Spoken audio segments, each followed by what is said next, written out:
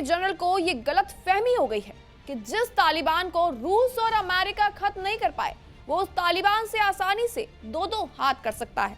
और इस गलत फहमी के शिकार होकर पाकिस्तानी सेना ने अफगानिस्तान के सीमा के अंदर जबरदस्त हमला कर दिया है। रविवार सुबह पाकिस्तान ने अंतर्राष्ट्रीय सीमा लांघते हुए अफगानिस्तान के कई इलाकों में हवाई हमले किए।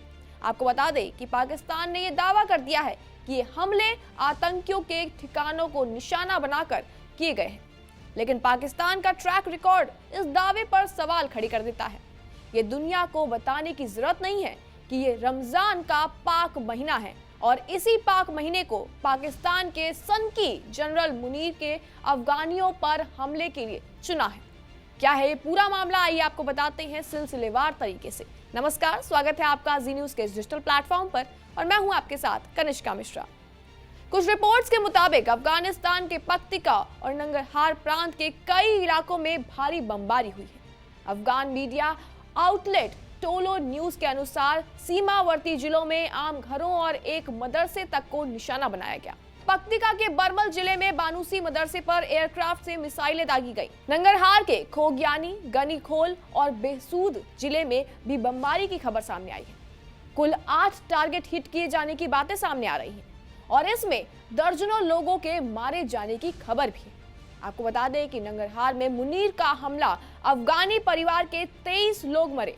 अफगानिस्तान की मीडिया टोलो न्यूज के मुताबिक हमले में नंगरहार के एक घर को निशाना बनाया गया, जिससे एक ही परिवार के 23 लोग मलबे के नीचे दब गए। अब तक सिर्फ 4 लोगों को यहां से निकाला जा चुका है। और आपको साथ ही ये भी बता दें कि हमले के समय परिवार सो रहा था, इसलिए उन्हें भागने का मौका तक नहीं मिला। इस हमले के लिए पाकिस्तान ने F-16 फाइटर जेट्स का इस्तेमाल भी किया। और आपको ये भी बता दें कि मुनीर ने रमजान महीने में एक पूरे के पूरे मुस्लिम कुनबे का खून बहा डाला। ये सिर्फ एक हमले की तस्वीर है। दूसरा हमला जो पक्तिका इलाके में पाकिस्तानी एयरफोर्स ने किया, उसमें भी दर्जनों लोगों के मारे जाने की खबर है। तो दूसरी तरफ पाकिस्तान का दावा है कि उसने तहरीक-ए-तालिबान पाकिस्तान यानी कि TTP और उससे जुड़े ठिकानों को निशाना बनाया और कम से कम 28 लड़ाके मारे गए। सूचना मंत्री के मुताबिक इसे इंटेलिजेंस बेस्ड सिलेक्टिव ऑपरेशन बताया गया। साथ ही आपको ये बता दें कि पाकिस्तान का ये भी कहना है कि बॉर्डर इलाकों में इस्लामिक स्टेट से जुड़े तत्वों पर भी कार्रवाई होगी।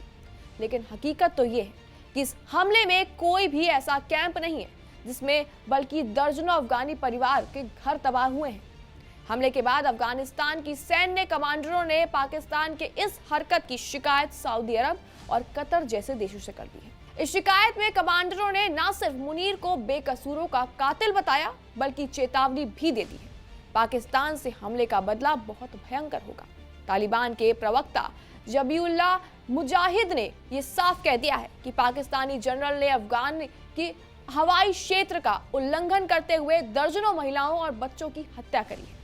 अफगानिस्तान को जवाबी कार्रवाई के लिए अधिकार है और हम सही समय पर इसकी जवाबी कार्रवाई करेंगे। अब सवाल ये उठता है कि जब दशकों तक आतंकी नेटवर्क उसी जमीन पर पनपते रहे, तो अब अचानक ये सख्ती क्यों? क्या ये कन्फेशन नहीं कि जिन तत्वों को कभी रणनीतिक गहराई का हिस्सा समझा गया, वहीं अब सुरक्षा के लिए खतरा बन चुके हैं?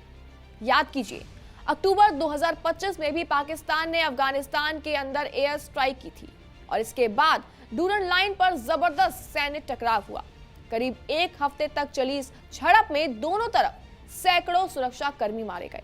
हालात इतने बिगड़े कि आखिरकार कतर और तुर्की की मध्यस्थता से युद्ध विराम करना पड़ा।